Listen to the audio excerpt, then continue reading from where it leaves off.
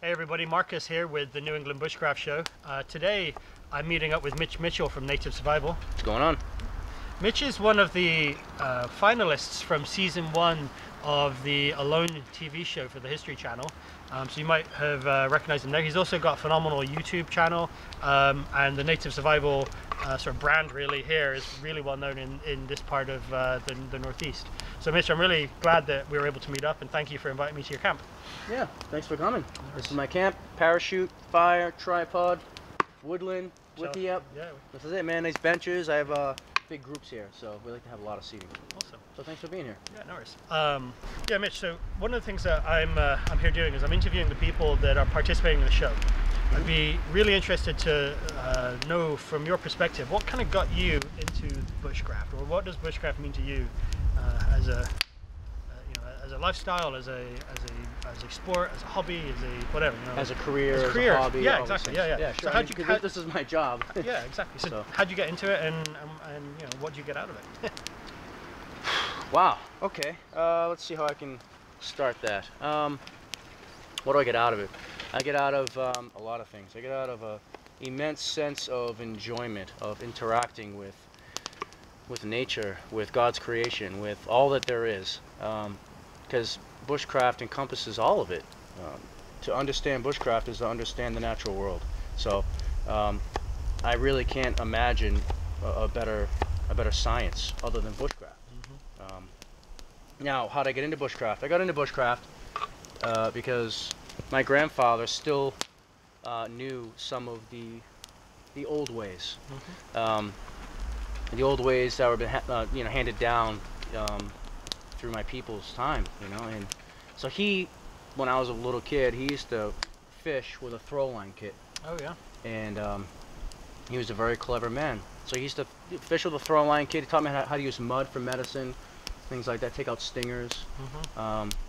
It was great, man. I still have his fishing kit, his little kit he had, and it was great. He would sit down. He was so just absolutely calm.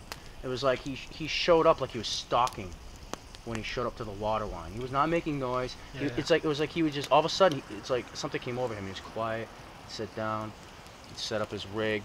He'd be in the water before me and my dad have our poles ready. We're still trying to get things together. He's already fishing. Yeah. And he'd always have a joke. Like, you're never gonna catch a fish once you lines in the water. And so he really instilled a lot just by watching him. He had a little bell he tied off to his chair, and he'd just sit there and have a cup of coffee. He'd go ding, ling, ling, ling, and starts getting a bite, because he's always fished the bottom, never used bobbers. That was like, that was like circus to him. And so he'd look at me and he'd stop bringing in something crazy, bass or eel. Like, his favorite thing was eels, but they gave up great fights. So bushcraft was introduced to me when I was really small, and I didn't really realize it was bushcraft. We were just hanging out in the woods, with my family. And when I got older, I realized that watching how they built fires, watching how they fished, was like kind of a thing. People would like study that, when it was like I had to go back and think about, just because I just knew it. So then, because the native population is gone over here, I had to then teach myself. My grandfather was gone. I'd moved out and all that. I had a ton of skills, but not like now, where I had to basically teach myself and go look at the old ways, and not only through memory, but then learn from guys that I could find in books. A big guy, you being from Britain, a big guy for me was Ray Mears. Yeah. I mean, that guy just knows a lot. And so what really kicked me off was, after my grandfather passed away, I joined the Boy Scouts. And Baden Powell was the one who started it, right? And so Daniel Beard ran the American branch. And so I joined the Boy Scouts because I still needed that, even though my grandfather was gone. And then it eventually evolved into me learning about Ray Mears, and becoming older and going out camping with my father. I mean, once I found out Ray Mears, I started learning all these books, like Morris Kiansky's book. All this stuff just blew up, man. It just blew up for me. So That's cool.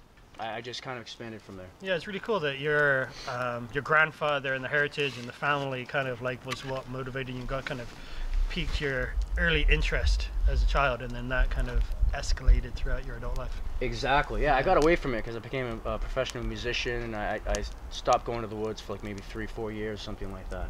Awesome. And then that's when I found Ray and Morris Kiansky and all these kind of people, and they reinvigorated. It gave me stuff that I needed. Like, man, like I wished like my grandfather wrote a book. You know what I mean? Yeah. And so I latched onto all this knowledge, Yeah. and I just kind of been going ever since. Thanks, Mitch. So we're going to continue with the campfire chat. We're cooking up some lunch, having a brew, and join us in a few more minutes, and we'll come back with a bit more of a Q&A with Mitch Mitchell from Native Survival. Catch you guys later.